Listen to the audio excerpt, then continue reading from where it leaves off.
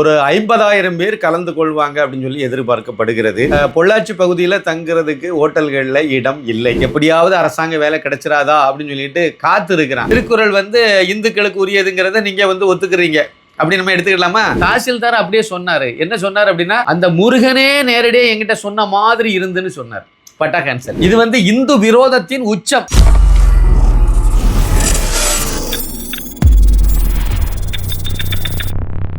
சாமானியன் குரல் தேசியவாதிகளுக்கு எனது பணிவான வணக்கம்.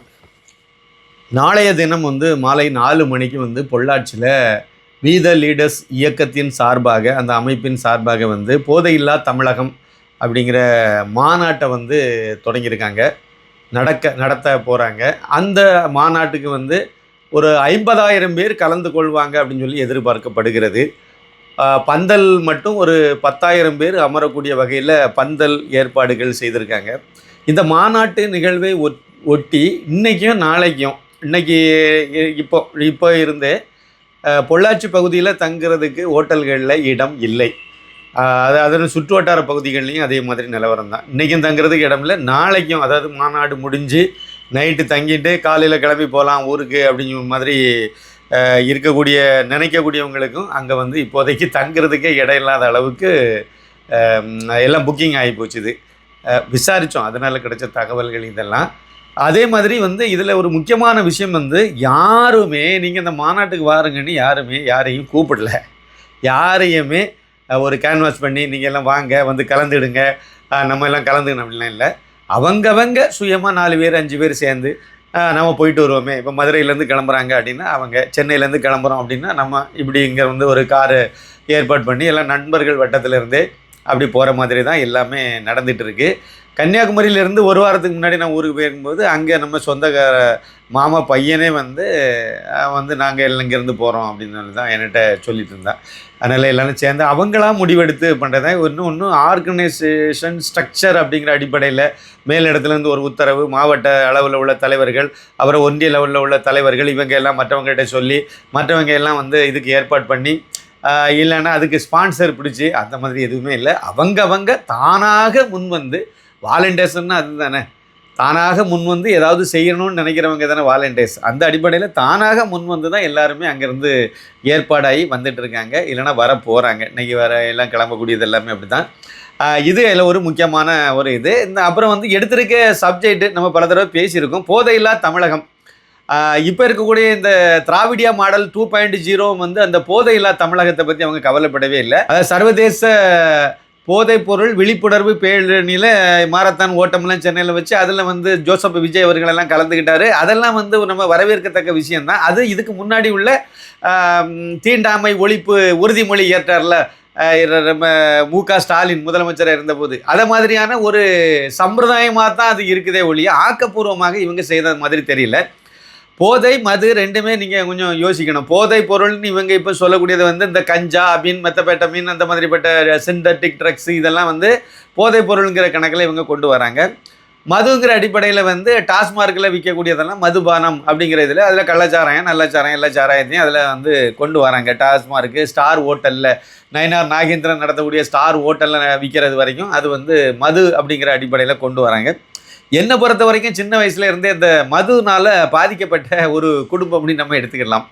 எங்கள் மூத்தப்பா ஒருத்தர் அந்த குடியினாலேயே கடைசியில் செத்தே போயிட்டார். அந்த மூளையெல்லாம் பாதித்து அவர் என்ன பேசுகிறாருன்னு அவருக்கே தெரியாது. கடைசியிலலாம் நம்ம போய் அப்படியே போய் இருக்கோம் அப்படின்னா, எப்படியோ நம்ம பேர் தெரியுமான்னு தெரியல, பேர் நினைவு வருமா அப்படிங்கிறது எனக்கு தெரியல. சும்மா இருந்துகிட்டே இருப்பார். கணேஷ் அங்கே என்னத்தில் பார்த்துட்டு இருக்க அப்படிம்பாரு. நம்ம அப்படி பகீர்னு அப்படி முழிக்கிற மாதிரி இருக்கும். அவருக்கு நம்மளை அடையாளம் கண்டுபிடிக்கக்கூடிய அளவு கூட இருக்காது. ஆனால் ரொம்ப அதிகமாக நம்ம இதில் பழகிட்டு இருந்தனால அவருக்கு நம்மளை பற்றி நம்ம பேர் அதிகமாக அவருக்கு மனசில் பதிவானனாலே என்னதோ சொல்லுவார். அங்கே ஆடு மயில பயிரில் ஆடு மயில் போய் பெரட்டில் அங்கே என்னத்தில் பார்த்துட்டு இருக்கேன் இப்படிலாம் சொல்லிட்டு இருப்பார். அது வீட்டுக்குள்ளால் உட்காந்துட்டு அந்த மாதிரி மூளையெல்லாம் பாதிப்புக்குள்ளாகி கடைசியில் அவர் இறந்து போயிட்டார். இந்த அளவுக்கு பாதிப்பு உண்டு. எங்கள் வீட்லேயே எங்கள் அப்பா குடிச்சிட்டு வந்தார்னா அவர் மனுஷனாகவே இருக்க மாட்டார்.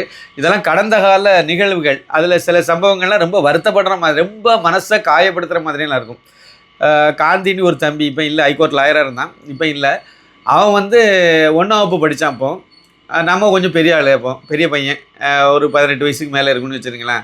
அப்போ அவன் வந்து ரொம்ப சின்ன பையன், அவன் 1ஆம் வகுப்பு படிக்கக்கூடிய வயசு. ஒரு நாள் நைட்டு எங்கள் அப்பா குடிச்சிட்டு வீட்டுக்கு வந்தாருன்னா என்ன பண்ணுவாருன்னா, வீட்டுக்கு வரக்கூடிய இந்த மின் ஒயர் இருக்குது பார்த்தீங்களா, மின்சார ஒயர் இருக்குது பார்த்தீங்களா, அந்த ஒயரெல்லாம் கூட வெட்டி விட்டுருவார். வெட்டி விட்டுட்டார் ஒரு தடவை. அந்த மாதிரி எல்லாம் வேலையெல்லாம் பார்ப்பார், வெட்டுவார். அந்த கம்பை எல்லாம் டபால் டபால்னு அடிக்கிறது, கதவை உடைக்கிறது, வீட்டில் கிடந்து சண்டை போடுறது, எல்லாருமே அவள் வீட்டே ஒரு போர்க்களம் மாதிரி தான் இருக்கும். அப்படியே இந்த மாதிரி பண்ணிவிடுவார். அது ராத்திரி 10 மணிக்கு மேலே, அது ஒரு முக்கியமான விஷயம். 10 மணிக்கு மேலே தான் இவர் ஆரம்பிப்பார். ஊருக்குள்ளால் வரும்போது என் தலைவன் கருணாநிதி அப்படி தான் ஜங்ஷனில் வந்துட்டு கத்த ஆரம்பிப்பார். ஒரு பெரிய குடும்பம், நிறைய பேர் சொந்தக்காரங்க சொக்காரங்கள்லாம் இருக்காங்க. அப்படிங்கிறனால யாரும் பெருசாக வந்து அவரை அடிக்க வழிய ஒன்றும் செய்ய மாட்டாங்க. ஆனால் இவர் வீட்டில் வந்து இவ்வளோ பெரிய ரகலை பண்ணுவார். பக்கத்தில் இந்த எங்கள் வீட்டுக்கு பக்கத்தில் வரும்போதே, வீட்டுக்கு அதாவது ரோட்டில் ஒட்டி இருக்கக்கூடியதில் எங்கள் மூத்தப்பா வீடு, அப்புறம் சித்தப்பா வீடு, அடுத்த மூத்தப்பா வீடு, அப்புறம் சித்தப்பா வீடு, இப்படி வரிசையாக எல்லாருக்கும் வீடும் இருக்கும். ஒவ்வொருத்தருக்கு வீட்டுக்கு முன்னாடி நின்று அவங்களே ஏசிட்டு கிடப்பார். எல்லாத்தையும் என்றைக்கோ உள்ள விஷயத்துக்கெல்லாம் வந்து அன்றைக்கி அந்த குடிச்சிட்டு வரக்கூடிய அன்றைக்கி ஏசுவார். எல்லாம் முடிச்சுட்டு ராத்திரி ஒரு 10:30 11 மணிக்கு வீட்டுக்குள்ளால் வருவார். ஒரு சின்ன முடுக்கு, அந்த முடுக்குக்குள்ளே வந்து வீடு இருக்கும். அந்த வீட்டுக்குள்ளே வருவார். வீட்டுக்குள்ளே வரும்போது நான் இப்போ சொன்னேன் பார்த்தீங்களா, காந்தி ஒருத்தன் இப்போ இறந்து போயிட்டான் தம்பி, ஹைகோர்ட்டில் லாயராக இருந்தான்னு சொன்னேன் பார்த்தீங்களா. ஒரு நாள் நைட்டு நடந்த சம்பவத்தில் வீட்டில் நார்கட்டில் தான் வீட்டில் நம்ம பயன்படுத்திகிட்டு இருந்தோம். அந்த ஒரு நார்கட்டிலுக்கு கீழே இவர் வீட்டுக்கு வந்து அந்த மாதிரி அடிக்க ஆரம்பிச்சோன்னா, அந்த சண்டையெல்லாம் போட ஆரம்பித்தோடனே நார்கட்டிலுக்கு கீழே போய் இப்படியே பதுங்கி போயிருந்தான். நீங்கள் இப்போ அது மாதிரியான குழந்தைகளுடைய மனநிலை எப்படி இருக்குன்னு யோசித்து பாருங்க. அப்படியே நம்ம அதை வந்து அதை நம்ம பார்க்கும்போது நமக்கு அது ரொம்ப பரிதாபமான ஒரு இதாக தான் இருந்துச்சு. அப்போ அவனுக்கு அந்த பயம் எந்த அளவுக்கு மனசில் அந்த சின்ன வயசில் 5 வயசில் அவன் மனசில் எந்த மாதிரியான ஒரு பாதிப்பை ஏற்படுத்தியிருக்கும். இது ஒவ்வொரு குடிகார குடும்பத்துலேயும் நடக்குங்க. பெரும்பாலான குடிகாரம் இப்படி தான் இருக்காங்க. 100க்கு 99 பேர் இந்த மாதிரி தான் இருக்காங்க. ஏதோ 1-2 பேர் சைலண்டாக குடித்தாங்களா, அப்படி எதுவும் வெளியே தெரியாமல் வந்து படுக்கிறவங்க 1-2 பேர் தான். பாக்கி எல்லாருமே குடித்த உடனே பெரிய ரகளை தான் வீட்டில் பண்ணுறாங்க. அதை விட எங்கள் மூத்தப்பா, எல்லாத்துக்கும் மூத்தவர், அதுலலாம் ஒரு தடவை தீபாவளி அன்னைக்கு வந்து அதாவது நமக்கு தீபாவளி பொங்கல் அன்னைக்கு தான் இட்லி தோசையே போடுவாங்க. அன்னைக்கு ஒரு நாள் தான் ஏதாவது பண்டம் பலகாரம் வீட்டில் செய்வாங்க. இதுதான் வறுமை. அந்த சமயத்தில் அப்படி தான் இருந்துச்சு. நான் சொல்லக்கூடியதெல்லாம் ஒரு 80-90க்கு இடைப்பட்ட காலகட்டம்னு வச்சுருங்க. அந்த வருஷங்களில் அப்படி தான் எல்லாம் ரேஷன் அரிசியே கிடைக்காது. அந்த அரிசியும் புழுத்த அரிசியாக இருக்கும், ஒரு நாத்தம் பிடிச்ச அரிசியாக இருக்கும். அதை பல தடவை வெந்நியில் போட்டு கழுவி 4 தடவை 5 தடவை கழுவி அப்புறம் சோறாக்குவாங்க. அப்புறமா அந்த வாசம் தான் இருக்கும், அந்த நாத்தம் தான் இருக்கும். வாசம்னு சொன்னால் நாத்தம் தான் இருக்கும். அதுக்கு கருவாடை வாங்கி, இல்லைனா நெத்திலி மீனை வாங்கி குழம்பு வச்சு அந்த மீனுடைய இதில் இதை சாப்பிட்டுட்டு இருந்தோம். இப்படி தான் வளர்ந்தோம் நாங்கள் எல்லாம். இதில் ஒரு தீபாவளி அன்னைக்கு அவர் என்ன பண்ணிட்டாருன்னா, வீட்டில் பலகாரம் செய்கிறதுக்காக மாவை அப்படி மொத்தமாக பிசைஞ்சு ஒரு பாத்திரத்தில் வச்சுட்டு எங்கள் மூத்தமாக இருந்து அதை அடுத்து எண்ணெய் சட்டியில் எண்ணெய் ஊற்றி வச்சு சூடு பண்ணிகிட்டு இருக்காங்க. எண்ணெய் காஞ்சா தானே பலகாரம் போட முடியும். இவங்க எல்லாம் ரெடி ஆகிட்டு இருக்காங்க. இவரு உள்ளே வந்தார், சண்டை போட்டார், சத்தம் போட்டார், எல்லாம் குடிச்சிட்டு வந்து ரகலை பண்ணவர் மொத்த மாவையும் அப்படியே தூக்கி அந்த எண்ணெய் சட்டியில் போட்டுட்டு போயிட்டார். எப்படி எங்கள் வீட்டில் எப்படியோ அதே மாதிரி தான் அவங்க வீட்லேயும் எல்லாமே. எனக்கு வயசு, எனக்கு ஒரு மூத்தவங்க உண்டு. ஆனால் பாலகிருஷ்ணன் எல்லாம் என்னோட ரொம்ப மூத்தவன் உண்டு. ஆனால் என்னோட வயசு கம்மியானவங்களும் உண்டு. அவள் வீட்டில் அந்த பிள்ளைகள் எல்லாருமே, நாங்கள் எங்களுடைய சகோதரர்கள் எல்லாம் அது. அப்போ இந்த உடன் பிறந்தகள் வைப்பாங்க, எனக்கு பெரியப்பா பிள்ளைகள், மூத்தப்பா பிள்ளைகள், இவங்க எல்லாரும் என்னுடைய வயசு இதிலெல்லாம் உள்ளவங்க. நம்ம இன்னைக்கு ஒரு நாள் அந்த பலகாரம் தின்றலாண்டா அப்படின்னு நினச்சிட்டு இருக்கும்போது அதில் கொண்டு போய் மண்ணை வாரி போட்டிங்கன்னா எப்படி இருக்கும்? இதுதான் ஒவ்வொரு குடிகார வீட்லேயும் நடக்கக்கூடிய சம்பவம். அதுக்கு தான் நான் நினைவூட்டல். இது எங்கள் குடும்பத்திலேருந்தே சொல்லலாம்ல. ஒரு மூத்தப்பா, அவருக்கு பேர் தங்கையா, அவர் இந்த மாதிரி கடைசியில் ஒரு மூளையே பாதிப்புக்குள்ளாகி கடைசியில் அவர் இறந்து போயிட்டார். நான் இப்போ சொன்னது எல்லாத்துக்கும் மூத்தவர் சுப்பையா நாடார். அவர் அந்த மாதிரி இதெல்லாம் பண்ணிகிட்டு இருந்தார். எங்கப்பா, எங்கள் தம்பியை பற்றி ஒரு கதையை நான் சொன்னேன். எங்கள் வீட்டிலே நான் வந்து கம்மியாக சொல்லியிருக்கேன். 3 பேருடைய கதையை நான் இப்போ உங்களுக்கு சொல்லியிருக்கேன். இன்னும் மிச்சம் நிறைய கதைகள் இருக்குது. எங்கள் கூட பிறந்தவங்க கதையெல்லாம் நிறைய இருக்குது. அதனால் குடிகாரனால், மதுவினால் ஒரு குடும்பம் எந்த அளவுக்கு பாதிப்புக்குள்ளாகும், எவ்வளவு மோசமான நிலைமைக்கு போகும் அப்படிங்கிறதுக்கு நான் அந்த உதாரணங்களை சொன்னேன். அதனால் மதுவும் சரி, போதைப் பொருளும் சரி. போதைப் பொருள் இதை விட டேஞ்சர். அவன் போதை போகிறத வந்து கஞ்சா, இந்த மெத்தபெட்டமின், இந்த மாதிரிப்பட்ட போதைப் பொருட்களெல்லாம் பயன்படுத்த ஆரம்பிச்சிட்டான்னா அவன் மனுஷனாவே இருக்க மாட்டான், மிருகமாக மாறிடுவான். அவன் என்ன பண்ணுறானே அவனுக்கே தெரியாது. அவன் பிள்ளைகளை கற்பழிக்கிறானா, இப்போ இல்லைன்னா ஏதாவது வேறு கெடுக்கிறானா, வேறு என்னத்தையாவது பண்ணுறானா, அடிக்கிறானா, வெட்டுறானா, குத்துறானா, எதுவுமே தெரியாது. அவன் ஒரு ஒரு எந்திரம் மாதிரி தான் அவன் படுறான். அதனால் இதெல்லாம் வந்து கொஞ்சம் ஆபத்தான விஷயம். இதைத்தான் வந்து திரு அண்ணாமலை ஐபிஎஸ் கையில் எடுத்திருக்காரு. அதில் இந்த மாநாடு வந்து மிகப்பெரிய வெற்றி அடைங்கிறதுல எந்த சந்தேகமும் இல்லை. பொள்ளாச்சி குலுங்க மாநாடு நடக்குங்கிறதுல எந்த மாற்று கருத்தும் கிடையாது. மிகப்பெரிய அளவில் இது வெற்றி பெறும். பெரிய பெரிய கட்சி தலைவர்கள் இல்லைன்னா பெரிய பெரிய பிரபலங்கள் எல்லாம் மாநாட்டில் கலந்துக்குவாங்களா அப்படிங்கிறது எனக்கு தெரியாது. அதுக்கு வாய்ப்பு இல்லைன்னு தான் நான் நினைக்கிறேன். எனக்கு தெரிஞ்ச வரையில் அதுக்கெல்லாம் வாய்ப்பு இல்லை. சாமானியர்கள் எல்லோருமே லீடர்ஸ் தான். அதனால் எல்லோருமே இதில் கலந்துக்கிறவங்க தான் மேடையிலையும் இருப்பாங்கன்னு நான் நினைக்கிறேன்.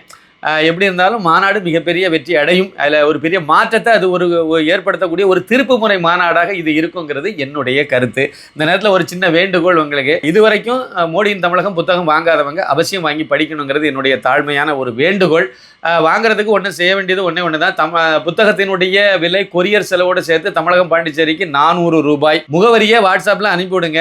ஜிபே அல்லது ஃபோன்பே மூலமாக பணத்தை அனுப்பிவிடுங்க. மற்ற மாநிலங்களுக்கு 450 ரூபாய். தமிழகம் பாண்டிச்சேரிக்கு 400 ரூபா ஒரு புத்தகத்தினுடைய விலை கொரியர் செலவோட சேர்த்து. 909823456441 இதுதான் வந்து ஜிபே வாட்ஸ்அப் நம்பர். இந்த நம்பருக்கு நீங்கள் அட்ரஸை வந்து அனுப்பி விட்ருங்க. எத்தனை புத்தகங்கிறதையும் மென்ஷன் பண்ணி விட்ருங்க. அதேமாதிரி ஜிபே அல்லது ஃபோன்பே மூலமாக இதே நம்பர் தான் அதுவும். அது மூலமாக நீங்கள் பணத்தை அனுப்பிட்டு அந்த ஸ்க்ரீன்ஷாட்டை தூக்கி இதில் போட்டு விட்ருங்க. புத்தகம் உங்கள் இல்லம் தேடி வந்துடும். அவசியம் வாங்கி அனைவரும் படிக்கணுங்கிறது என்னுடைய பணிவான வேண்டுகோள். இன்னொரு சின்ன தகவலையும் நம்ம இந்த இடத்துல வந்து நான் உங்கள்கிட்ட பதிவு செய்யணும். அதையும் நம்ம சொல்லிட்டு போயிடலாம். நேற்று ரொம்ப ரொம்ப வேதனையான ஒரு விஷயம் அது. என்ன அப்படின்னா, நேற்றுக்கு வந்து முதலமைச்சர் ஜோசப் விஜய் அங்கே போனார். அவர் போனார். அங்கே ஒரு 32 பேருக்கு வந்து அரசு வேலை கொடுத்தா. அந்த அரசு வேலை கொடுத்ததே நமக்கு உடன்பாடு கிடையாது. லட்சக்கணக்கான பேர் காத்திருக்கிறான். டிஎன்பிஎஸ்சியில் பதிவு பண்ணிவிட்டு தேர்வை எழுதிக்கிட்டு எப்படியாவது அரசாங்க வேலை கிடைச்சிடாதா அப்படின்னு சொல்லிட்டு காத்திருக்கிறான். ஆனால் நீங்கள் வந்து ஒரு ரசிகன் அப்படிங்கிற அடிப்படையில் தான் வந்தாங்க. இல்லைனா கட்சிக்கு தலைவன்கிற அடிப்படையில் வரலங்க. விஜயை பார்க்க வந்தவங்க ரசிகன்கிற அடிப்படையில் தான் வந்தாங்க. அப்படி ரசிகன் வந்து அதில் வந்து கட்டுப்பாடு இல்லாமலாம் இருந்து கடைசியில் சாகிறதுக்கு காரணமாக இருந்துட்டு அவங்களுக்கெல்லாம் அரசு வேலை கொடுத்தீங்கன்னா அது எந்த வகையில் எங்கே போய் சேரப்போன்னு தெரியல. இந்த மேடையில் ஒரு வேலை பார்த்தாங்க. இன்னொரு வேலையை முதலாவது அந்த ராஜ்மோகன் அமைச்சர் பேசும்போதே வந்து ஒரு விஷயத்த பண்ணார். அதாவது பிரைஸ் த லார்டு அல்லோலியா எல்லாம் சொன்னார். அது கிறிஸ்தவங்களுக்காக பிரைஸ் த லார்டு அல்லோலியா எல்லாம், முஸ்லீம்களுக்காக வந்து அஸ்லாம் அலைக்கும் அதையும் வந்து அவர் சொல்லிட்டாரு. ஆனால் இந்துக்களுக்கு என்ன தெரியுமா சொன்னார்? பிறப்புக்கும் எல்லா உயிருக்கும். கிழிஞ்சது கிருஷ்ணகிரி. அப்படி தானே? ஏங்க சிவாய நமக சொல்லுங்கள், வெற்றிவேல் வீரவேல் சொல்லுங்கள், இல்லை என்னவோ வேணாலும் நீங்கள் சொல்லலாம். எவ்வளோ மந்திரங்கள் இருக்குது இந்துக்களுக்கு உரியது. எது வேணாலும் நீங்கள் சொல்லிட்டு போகலாமே. பிறப்புக்கும் எல்லா உயிருக்கும் அப்படின்னா அது இந்துக்களுக்கானதா? அப்போ அதாவது திருக்குறள் வந்து இந்துக்களுக்கு உரியதுங்கிறத நீங்கள் வந்து ஒத்துக்கிறீங்க. அப்படி நம்ம எடுத்துக்கலாமா? அதாவது இந்த அளவுக்கு தாஜா பண்ண வேண்டிய அவசியம் இல்லைங்கிறது. ஆனால் இவங்களும் வந்து அந்த விளங்காத அந்த திராவிடியா மாடல் 2.0ங்கிற ஆட்சியை தான் இவங்க மேற்கொள்கிறாங்கிறது. இதை விட வேதனையான இன்னொரு விஷயம் இருக்குது. 4 முக்கியமான கோவிலினுடைய சொத்துக்கள் கரூர் மாவட்டத்திலே தான். நான் அந்த மாவட்டத்தை சேர்ந்த புகழிமலை பாலசுப்பிரமணியர் ஆலயம், அந்த ஆலயத்துக்கு சொந்தமான சொத்து. அப்புறம் கல்யாண பசுபதீஸ்வரர் ஆலயம், இந்த கோயிலுக்கான சொத்து. அப்புறம் குப்பிச்சுப்பாளையம் ரவீஸ்வரர் கோயிலுக்கான சொத்து. அப்புறம் வந்து பெஞ்சமா கூடலூர் விக்ருதீஸ்வரர் ஆலயம். இந்த 4 ஆலயங்களுக்கு கோயில்களுக்கு இந்து கோயில்களுக்கு சொந்தமான 3083 ஏக்கர் நிலத்தை, கிட்டத்தட்ட இதனுடைய மதிப்பு பார்த்திங்கன்னா 25,000 கோடி தோராயமாக சொல்கிறாங்க. நிலத்தை வந்து பட்டா போட்டு கொடுத்தாச்சு. நேற்றுக்கு பட்டா கொடுத்துருக்காங்க. பட்டா கொடுக்கையில் தப்பு இல்லை, நீங்கள் என்ன கொடுங்கன்னு சொல்லி நேற்றுக்கு உத்தரவை பிறப்பிச்சிருக்காங்க. இது ஏற்கனவே வந்து இதில் ஒரு பெரிய சூட்சுமத்தை வந்து கவனத்தில் கொள்ளணும். 1900 சுதந்திரம் அடைந்த பிறகு 1959 வந்து இந்து அறநிலையத்துறை அப்படிங்கிற ஒரு கேடுகெட்ட துறையை வந்து தொடங்கினாங்க. செயல்பாட்டுக்கு வந்தது. அந்த துறை அமைக்கப்பட்ட போது, அதாவது இந்து அறநிலையத்துறை ஆரம்பிக்கப்பட்ட போது இந்து கோயில்களுக்கான சொத்துக்கள், அதாவது இந்து அறநிலையத்துறை கட்டுப்பாட்டில் உள்ள கோயிலுக்கு பாத்தியப்பட்ட உரிமைப்பட்ட இந்து கோவில் சொத்துக்கள் வந்து 5.5 லட்சம் ஏக்கர் இருந்ததாக ஒரு கணக்கு சொல்லுது. இப்போ அது 3 லட்சம் ஏக்கரை கழுதை தெரிஞ்சு கட்டாரமாக போய் மண்ணாக போயிட்டு, இந்த சொத்துக்கள் எல்லாமே இப்படி தான் ஆக்கிரமிப்பாளர்களுக்கு பட்டா போட்டு கொடுத்து நாசம் பண்ணினாங்க. அதை கோர்ட் வந்து என்ன உத்தரவு போட்டிருக்கு அப்படின்னா, இந்த மாதிரி கோயில் சொத்துக்களை வந்து நீங்கள் தனிநபருக்கு பட்டா போட்டு கொடுக்க கிடையாது, தடை அப்படின்னு சொல்லிட்டு பல தடவை கோர்ட்டு உத்தரவுகள் தீர்ப்புகள்லாம் சொல்லியிருக்கு.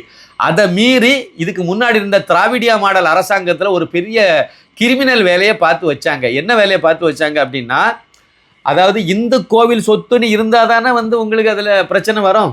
அப்போ தானே நீங்கள் வந்து பட்டா கொடுக்கக்கூடாதுன்னு கோர்ட்டு சொல்லுது. அப்போ அந்த ஆவணத்தை திருத்தி அதை அப்படியே புறம்போக்குன்னு மாற்றிட்டோம்னா, இந்த புறம்போக்குத்தனமான வேலையெல்லாம் பார்த்து நத்தம் புறம்போக்கு அந்த புறம்போக்குன்னு சொல்லி ஏதோ ஒரு இதில் வருவாய்த்துறைக்கு கீழே உள்ள சொத்துங்கிற மாதிரி மாற்றி விட்டு அந்த ஆவணத்தை திருத்தி, இப்படியெல்லாம் ஒரு அரசாங்கம் செய்யலாமா? திருத்தி விட்டாங்க. திருத்தி அந்த அந்த அடிப்படையில் இப்போ நாங்கள் பட்டா கொடுக்குறோம். இது வந்து இந்து கோயிலுக்கு இதுக்கு சம்மந்தமே இல்லை, இது வந்து முருகன் கோயில் சொத்துக்கும் இதுக்கு சம்மந்தம் கிடையாது, இது அது வந்து அரசாங்க சொத்து, எல்லோருக்குமான சொத்துங்கிற அடிப்படையில் இதில் பண்ணியிருந்தாங்க. அதே அடிப்படையில் தான் இந்த சொத்தும் வருது. கிட்டத்தட்ட 3000க்கும் மேற்பட்டவங்க வந்து இதில் பயனாளிகள்னு சொல்கிறாங்க. எப்படி பார்த்தாலும் ஏராளமான கிறிஸ்டின் முஸ்லீம்கள் இருப்பாங்க. எப்படிங்க இது ஜீரணிக்க முடியும்? இந்த கோயிலுங்க ஏதோ புண்ணியவான்னு எழுதி கொடுத்தாங்க, எழுதி கொடுத்தவன்ல எவன் அப்போ விட்டு சொத்துன்னு இவங்க தாரை வார்க்கிறாங்க. நினச்சி பாருங்கள், இது ரொம்ப வேதனையா இல்லையா? எல்லாமே நம்மளுடைய முன்னோர்கள் இந்துக்கள் கோவில் வழிபாட்டுக்காக ஒவ்வொரு சின்ன சின்ன கோவில் சம்பிரதாயத்துக்கும் செலவுக்காக எழுதி கொடுத்த கோவில். அவன் எந்த சொத்துக்கள் எந்த நோக்கத்தில். இப்போ நான் இதில் வந்து இன்னும் ஒரு உதாரணம் எங்கள் ஊர் இதில் இருந்து சொல்கிறதா இருந்தால், எங்கள் ஊர் குமாரபுரம் தோப்பூர், கன்னியாகுமரி மாவட்டத்தில். இங்கே வந்து மருங்கூர் திருமலை அருள்மிகு சுப்பிரமணிய சாமி திருக்கோயில் இருக்குது.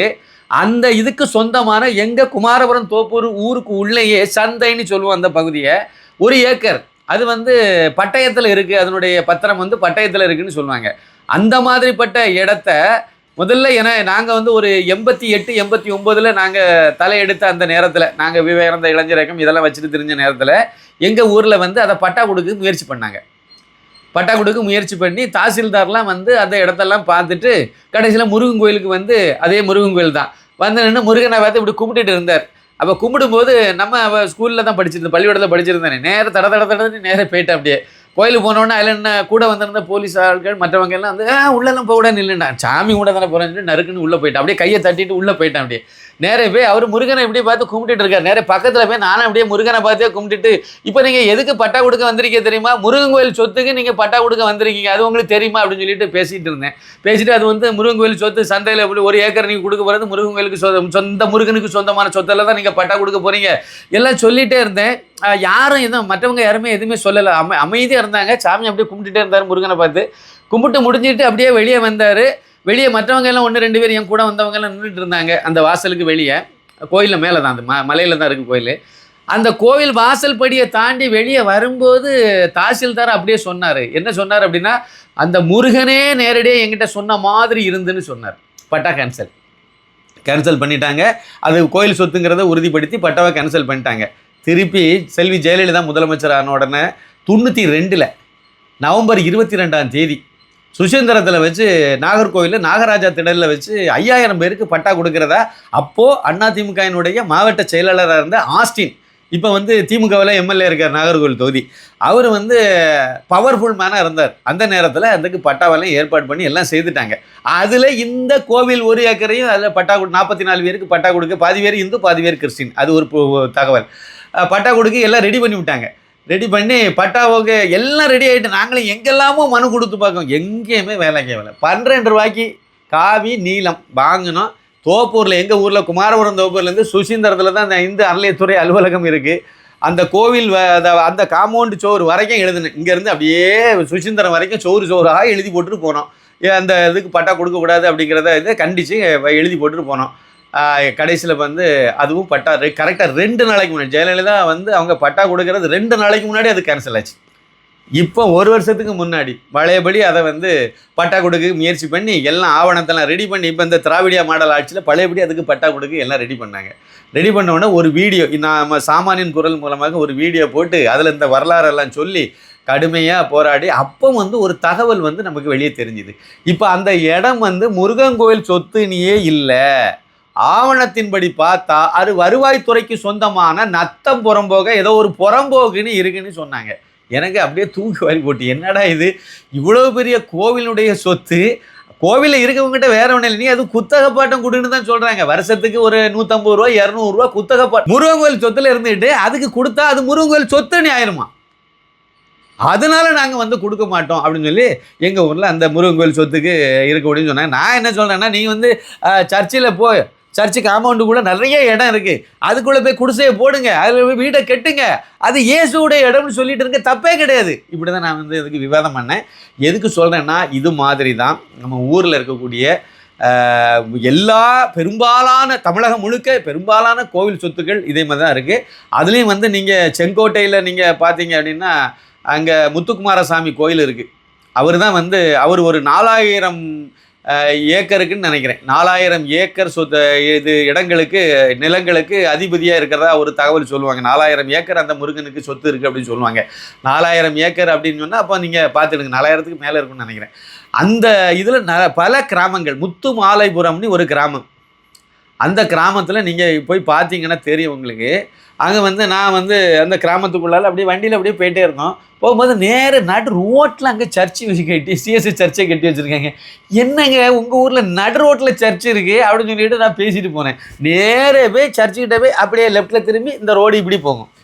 காலையில் வந்து பார்க்குறேன், அதுக்கு கீழே கல் ஹெச்ஆர்என்சி, அதாவது இந்து அறநிலையத்துறைக்கு சொந்தமான இடத்துல சர்ச்சு கட்டி வச்சுருக்காங்க. அது நடு ரோட்டில் கட்டி வச்சுருக்காங்க. ஆனால் அந்த இடம் வந்து அந்த ரோடே வந்து இந்து அறநிலையத்துறைக்கு சொந்தமானது. அந்த ஊரில் இருக்க பல்வேறு நிலங்கள் ஏராளமான வீடுகள் எல்லாமே வந்து அந்த முருகன் கோயிலுக்கு சொந்த முத்துக்குமாரசாமி கோயிலுக்கு சொந்தமான இடம். இதில் இருக்கக்கூடிய கிறிஸ்தவங்க வந்து என்ன வேலை பார்க்குறாங்க அப்படின்னா, இது வந்து முருகன் கோயிலுக்கு சொந்தமான சொத்து இல்லை, இது வந்து வேற, இது புறம்போக்கு அப்படின்னு சொல்லிட்டு அங்கே உருட்டுறாங்க. இதே கதை தான், இதே கதை தமிழ்நாடு முழுக்க இருக்குது. இப்போ நம்ம கரூர் விஷயத்தை சொன்னோம் பார்த்தீங்களா, கரூரில் நடந்த விஷயமும் இதே கதை தான். ஆவணங்களை திருத்தி பட்டா கொடுத்து அதை ரத்து பண்ணி பழையபடி பட்டா கொடுக்கறதுக்கு ஒரே மேடையில் ஒரு 25,000 கோடி மதிப்பிலான இந்து கோயில்கள் சொத்தை அப்படியே தூக்கி கொடுக்குறாரு அப்படின்னா, ஊரா வீட்டு நெய்யே என் பொண்டாட்டி கையேங்கிற மாதிரி இருக்குது ஜோசப் விஜயினுடைய அந்த செயல். ஏற்றுக்கொள்ளவே முடியாது. இது வந்து இந்து விரோதத்தின் உச்சம். இவர்கிட்ட வேற எதுவுமே பார்க்க முடியாது சார். இவர் ஒரு நடிகர், நடிக்கிற வேலையை கரெக்டாக செய்துட்டு இருக்கார். நெத்தியில் ஏதாவது பொட்டு வச்சு நானும் இந்துக்காரன் மாதிரி ஒரு பில்டப் கொடுத்துக்கிறாரு. அப்படியே ஒரு கையில் ஒரு கயரை கட்டிக்கிறாரு. கட்டிட்டு நானும் இந்துக்காரன் மாதிரி ஏமாத்திட்டு தெரியாரே ஒழிய அவர் இந்துக்கள் விரோதி தான். கோவில் சொத்தை பட்டா போட்டு கொடுக்க யாருங்க நீங்கள்? யாரு உங்க அப்பா வீட்டு சொத்தா இது? எப்படி நீங்கள் இதை பட்டா போட்டு கொடுப்பீங்க? இதுக்கு முன்னாடி இருக்கக்கூடிய அரசாங்கம் கொடுத்தா அது தப்புன்னு சொன்னால் அதை திருத்தக்கூடிய வேலையை தானே பார்க்கணும். அதை விட்டுட்டு அதை மறுபடியும் நான் பட்டா போட்டு கொடுக்குறேன் அப்படின்னா என்ன கொழுப்பு உங்களுக்கு எல்லாம்? அப்போ உங்களுக்கு ஓட்டு போட்ட இந்துக்காரன்லாம் இழிச்சவாயின்னு நீங்கள் நினைக்கிறீங்க, பைத்தியக்காரன்னு நினைக்கிறீங்க. அப்படி தானே? இதில் வந்து இப்போ உள்ளே போய் நுழைஞ்சு பார்த்தா தெரியும். 3000 பேர் பயனாளிகளில் எவ்வளோ பேர் கிறிஸ்தவர், எவ்வளோ பேர் முஸ்லீம்னு தெரியும். அப்போ இந்து கோயில் சொத்துன்னா அப்படியே அள்ளி வீசிடணும். இதைத்தான் கம்யூனிஸ்டுக்காரன் சொல்லிட்டு இருக்காங்க. அந்த கட்சி நாசமாக கட்டமன்னா போனது காரணமே இதுதான், இந்து விரோதம் தான். திமுக தோத்தது காரணமும் இந்து விரோதம் தான். இது ஜோசப் விஜய் தலையெடுக்காம போறதுக்கு உண்டான காரணமும் இந்து விரோதமாக தான் இருக்க போகுது. ரொம்ப வேதனையான விஷயம். இந்த இடத்துல வந்து நான் வேற இன்னொரு சின்ன அப்டேட்டும் உங்களுக்கு சொல்லணும். போன வீடியோலலாம் பதிவில் வந்து நிறைய நண்பர்கள் வந்து என்கிட்ட ஒரு கேள்வி கேட்டிருந்தாங்க. இந்துடா படத்துக்கு நீங்கள் எதிர்பார்த்த பணம் வந்து உங்களுக்கு வந்துடுதா இல்லைன்னு கேட்டாங்க. நான் வந்து ஏற்கனவே நம்ம இதை இந்துடா, நீங்கள் யூடியூப்பில் நீங்கள் இந்துடான்னு டைப் பண்ணாலே அந்த படம் வந்துடும். பார்க்காதவங்க அவசியம் பாருங்கள், உங்களுக்கு தெரியும் அந்த படத்தில் என்ன சொல்லியிருக்கோம் அப்படின்ட்டு. இந்துக்களுக்கு விழிப்புணர்வு ஏற்படுத்துறதுக்கு உள்ள ஒரு முயற்சியாக தான் அது இருக்கும். ஆனால் நல்ல படம், நல்ல போர் அடிக்காமல் போகும். இந்த படத்தில் வந்து நம்ம வந்து கோரிக்கை வச்சுருந்தோம், உங்களால் முடிஞ்ச வாலண்டரி கான்ட்ரிபியூஷன் பண்ணுங்க அப்படின்னு சொல்லி கொடுத்துருந்தோம். அதில் வந்து இது வரைக்கும் வந்து 23 லட்சம் ரூபாய் வந்திருக்கு நமக்கு. அது ஒரு சின்ன அமௌண்ட்டுன்னு நான் சொல்லலை. அந்த நம்ம எதிர்பார்த்தது 1 கோடி ரூபாய் அளவுக்கு எதிர்பார்த்தோம். ஆனால் 23 லட்சம் ரூபாய் வந்திருக்கு. வந்து பரவாயில்ல. இதுக்காக உதவிய நல்ல உள்ளங்கள் அத்தனை பேருக்கு இந்த நேரத்தில் என்னுடைய பணிவான நன்றியை நான் வந்து சமர்ப்பணம் செய்கிறேன். இந்த படம் வந்து இன்னமும் சென்சார் ஆகலை. சீக்கிரம் சென்சார் ஆகும்னு நான் நம்புகிறேன். சீக்கிரம் என்னமோ பார்த்துருவாங்க, ஏன்னா எல்லாமே முடிஞ்சு போச்சு. அதனால் என்னமோ சீக்கிரம் படத்தை இது ரிவேசிங் கமிட்டியில் இருக்கனால 10 பேர் கொண்ட குழு அமைச்சு சீக்கிரம் படம் பார்ப்பாங்கன்னு நான் நம்புகிறேன். சீக்கிரம் பார்த்துருவாங்க. கொஞ்சம் முன்ன பின்ன இருக்கலாம், நம்ம அதை ஒரு பெரிய விஷயமா எடுக்கலை. எப்படினாலும் ஏன்னா யூடியூப்பில் நம்ம வெளியிட்டுட்டோம், திரைக்கு கொண்டு வர போகிறோம். சென்சார் ஆனால் தான் திரைக்கு கொண்டு வர முடியும். அதனால் அதுக்காண்டி காத்திருக்கிறோம். எப்படியுமே இன்னும் ஒரு 15 நாள், இன்னும் ஒரு மாதத்துக்குள்ளே ஆகும்னு நான் எதிர்பார்க்குறேன். அப்படி சென்சார் வேலையெல்லாம் முடிஞ்ச பிறகு, படம் பார்த்த பிறகும் ஒரு 15-20 நாள் அதுக்கு டைம் தேவைப்படும், அந்த ப்ராசஸ் எல்லாம். அதனால் அந்த சென்சார் வேலையெல்லாம் முடிஞ்ச வரை மறுபடியும் இது திரையரங்கு மூலமாகவும் இது வரும். அவசியம் நீங்கள் திரையரங்கு மூலமாகவும் பார்க்கணும் அப்படிங்கிறத இது என்னுடைய பணிவான வேண்டுகோள், எதிர்பார்ப்பு. நன்றி, வணக்கம்.